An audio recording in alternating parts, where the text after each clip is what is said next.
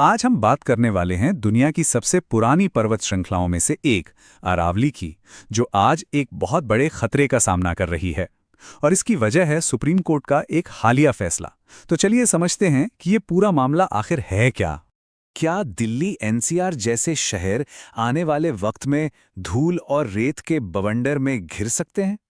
देखिए, ये सवाल सिर्फ सुनने में डरावना नहीं है, बल्कि आज ये एक बहुत ज़रूरी सवाल बन गया है, क्योंकि सुप्रीम कोर्ट के एक फैसले ने अरावली की कानूनी परिभाषा को लेकर एक ऐसी बहस छेड़ दी है जिसका असर हम सब पर पड़ सकता है।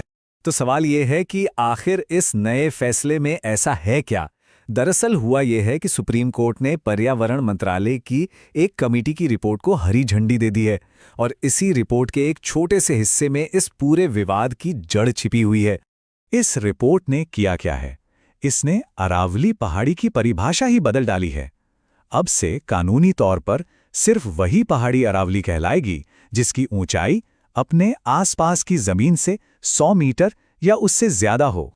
अब अगर इसे बिल्कुल सीधी सादी भाषा में समझें तो इसका मतलब ये हुआ कि अगर कोई पहाड़ी 99 मीटर ऊंची है तो नए परिभाषा के हिसाब से वो अब कानूनी तौर पर अरावली का हिस्सा ही नहीं है, और बस इसी 1 मीटर के फर्क से सारा विवाद खड़ा हो गया है। तो चलिए अब समझते हैं कि परिभाषा में हुए इस छोटे से बदलाव पर इतना बड़ा बवाल आखिर क्यों मचा है। 93%, 93%।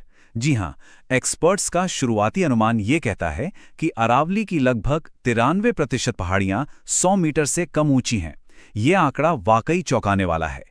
और इसका मतलब सीधा और साफ है, अरावली का एक बहुत बहुत बड़ा हिस्सा अब कानूनी सुरक्षा के कवच से पूरी तरह बाहर हो सकता है।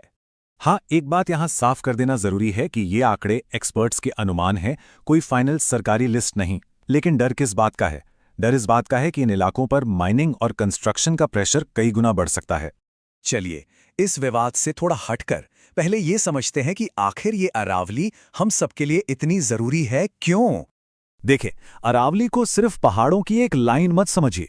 ये तो उत्तर भारत का एक नेचुरल शील्ड है, एक कुदरती कवच। ये थार रेगिस्तान से आने वाली धूल और रेत को रोकती है, ग्राउंड वाटर को रिचार्ज करती है और दिल्ली एनसीआर के लिए एक डस्ट बैरियर की तरह काम करती है। और बात यहीं खत्म नहीं होती। क्या आपको पता है कि अरावली करीब 2.5 अरब साल पुरानी है? मतलब इसे ऐसे सोचिए कि जब हिमालय का तो कोई वजूद भी नहीं था, तब से अरावली यहां खड़ी है। ये सिर्फ पत्थर और मिट्टी के पहाड़ नहीं हैं, ये एक जीता जागता घर है।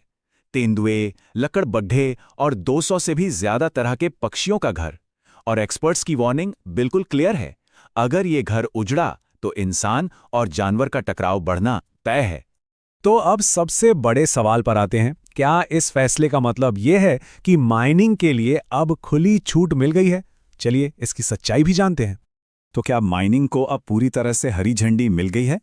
पहली नज़र में शायद ऐसा लगे, पर जवाब इतना सिंपल नहीं है।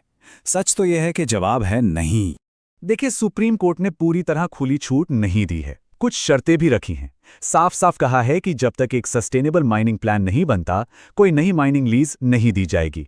नेशनल पार्क और टाइगर रिजर्व वैसे ही सुरक्षित रहेंगे, और भविष्य में जो भी खनन होगा वो वैज्ञानिक तरीके से और कंट्रोल्ड होगा।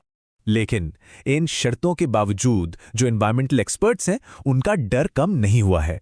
उनका मानना है कि ये जो 100 मीटर वाली नई डेफिनेशन है ना, ये भविष्य के लिए एक बहुत बड़ा खतरा पैदा करती है। तो कुल मिलाकर मामला आकर कहाँ रुकता है? ये मामला है डेवलपमेंट बनाम हेरिटेज का। एक तरफ विकास की जरूरतें और दूसरी तरफ हमारी अनमोल कुदरती विरासत। और यही इस पूरे मुद्दे का सार है, सबसे बड़ी दुविधा। एक तरफ है हमारी 2.5 अरब साल पुरानी ये कुदरती ढाल, और दूसरी तरफ है एक तेजी से आगे बढ़ते हुए देश की अपनी जरूरतें। और आखिर में एक बात हमेशा याद रखनी चाहिए कि प्रकृति को नजरअंदाज तो शायद किया जा सकता है, पर उसके नतीजों से बचा नहीं जा सकता।